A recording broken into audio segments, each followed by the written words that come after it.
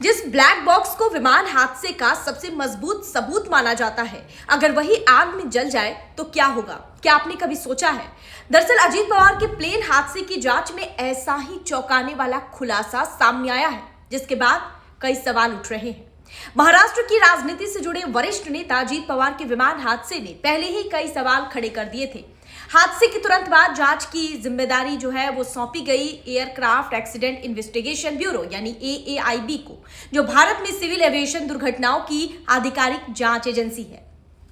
AAIB का काम होता है हादसे के तकनीकी कारणों की पड़ताल करना, पायलट की बातचीत और उड़ान के डेटा का विश्लेषण करना और भविष्य में ऐसी घटनाओं को रोकने के सुझाव देना। लेकिन इस केस में जांच को एक बड़ी चुनौती का सामना करना पड़ा। सबसे पहले हम आपको यह समझाते हैं कि आखिर ब्लैक बॉक्स होता क्या है।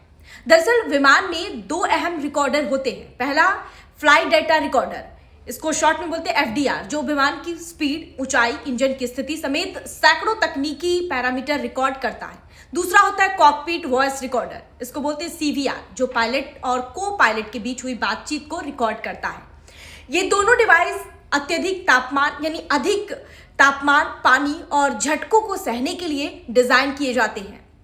अब AAIB का जो खुलासा हुआ है वो भी हम आपको बताते हैं। AAIB की शुरुआती जांच रिपोर्ट के मुताबिक दुर्घटना के दौरान विमान में भीषण आग लगी।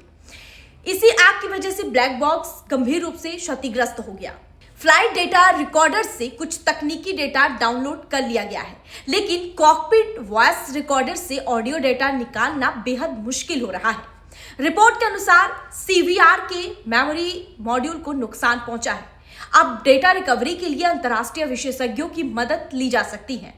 फिर यहीं से शुरू होती है नई बहस। कुछ नेताओं और उनके परिजनों ने सवाल उठाए हैं, क्या ब्लैक बॉक्स इतनी आसानी से आग में जल सकता है? क्योंकि ये डिवाइस 1000 डिग्री सेल्सियस तक की गर्मी सहने के लिए बनाए जाते हैं। और कुछ लोगों ने स्वतंत्र जांच या CBI जांच की मांग भी की है।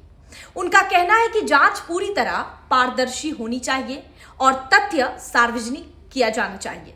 एविएशन एक्सपर्ट्स का कहना है कि ब्लैक बॉक्स बेहद मजबूत होता है, लेकिन अगर आग लंबे समय तक और असाधारण तापमान पर लगी हो तो बाहरी सुरक्षा परतें और मेमोरी यूनिट प्रभावित हो सकती है। इसलिए पूरी सच्चाई अंतिम फोरेंसिक विश्लेषण के बाद ही सामने आएगी। अब इस पूरे मामले ने राजनीतिक रंग भी ले लिया है। दरअसल विपक्षी दलों ने सुरक्षा मानकों पर अब सवाल उठाए हैं।